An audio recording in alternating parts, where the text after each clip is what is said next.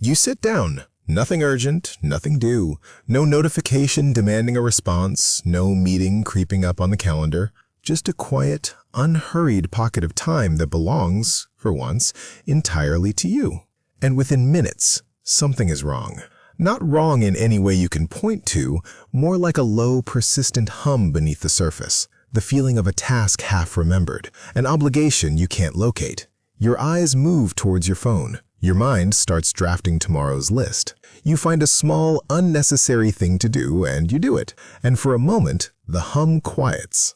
The stillness was right there. You walked out of it almost immediately. And here's the thing, you probably didn't question it. The reach for the phone felt automatic. The manufactured task felt reasonable. The discomfort of doing nothing felt like a signal worth obeying.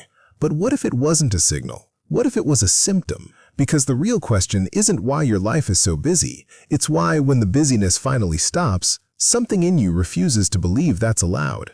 It would be easy to call this a personality type, the high achiever who can't switch off, the anxious person who needs constant stimulation, someone who simply hasn't learned to relax yet, as though relaxation were a skill gap rather than a systemic problem.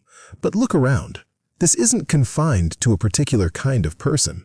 Most people, when handed genuine unstructured time, don't sink into it. They negotiate with it. They allow themselves rest only after enough productivity has been logged to justify it.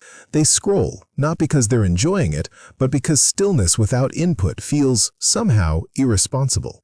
The inability to simply sit, without guilt, without the gravitational pull towards something useful, is one of the most common and least examined experiences of modern life. Which means the question isn't personal, it's structural. When did doing nothing start feeling like doing something wrong? When your mind is given nothing external to focus on, something interesting happens. A network of brain regions, the medial prefrontal cortex, the posterior cingulate, the hippocampus, quietly activates. Not as a sign of malfunction, as a sign of work.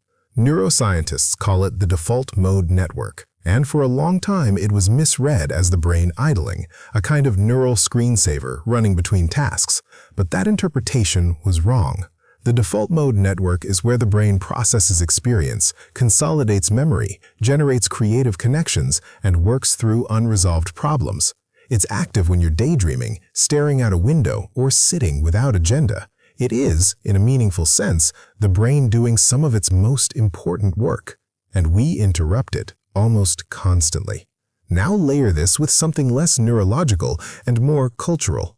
Over the last century, accelerating sharply in recent decades, busyness has been quietly reframed, not just as a behavior, but as a signal of ambition, of worth, of moral seriousness. The idle person in the cultural imagination is suspect. The busy person is virtuous almost by definition.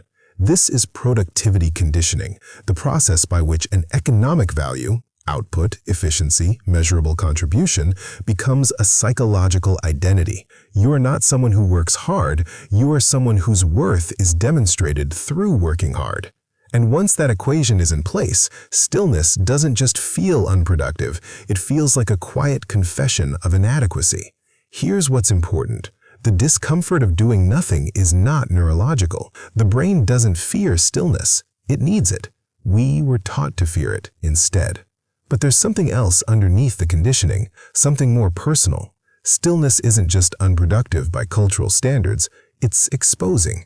When the tasks stop and the noise clears, the default mode network doesn't only generate insight and creativity, it also surfaces what's been waiting quietly beneath the busyness. Unresolved questions, uncomfortable feelings, thoughts that don't have a task attached to them and therefore nowhere to go. Busyness solves this problem efficiently. A full schedule is also a full mind. No gaps for anything unwanted to rise. This is worth naming plainly. For many people, busyness isn't ambition, it's avoidance. A structure that keeps the interior quiet by keeping the exterior loud. And because the culture celebrates it, frames it as virtue, rewards it with status, the avoidance never has to announce itself. It just looks like a productive life. The discomfort you feel in stillness isn't always your brain malfunctioning. Sometimes it's your brain finally getting a word in. So here's where it lands, and it doesn't land cleanly. The brain needs stillness. not as a reward for sufficient productivity, not as a luxury reserved for weekends, as a biological requirement for integration, for coherent thought, for the kind of slow, unstructured processing that busyness systematically starves. But knowing that doesn't dissolve the discomfort, because the conditioning isn't intellectual, it's deeper than that. It lives in the automatic reach for the phone, the guilt that arrives uninvited on a slow afternoon, the feeling that time without output is time somehow stolen from a life that should be moving faster. We've confused being busy with being alive, and the confusion is so thoroughly built into how we measure a good day, a good week, a good life, that awareness alone doesn't untangle it. It just makes the tension visible. So here's my question to you. If your sense of worth weren't attached to your output, what would you do with a quiet afternoon? You should watch this video next. I think you will like it.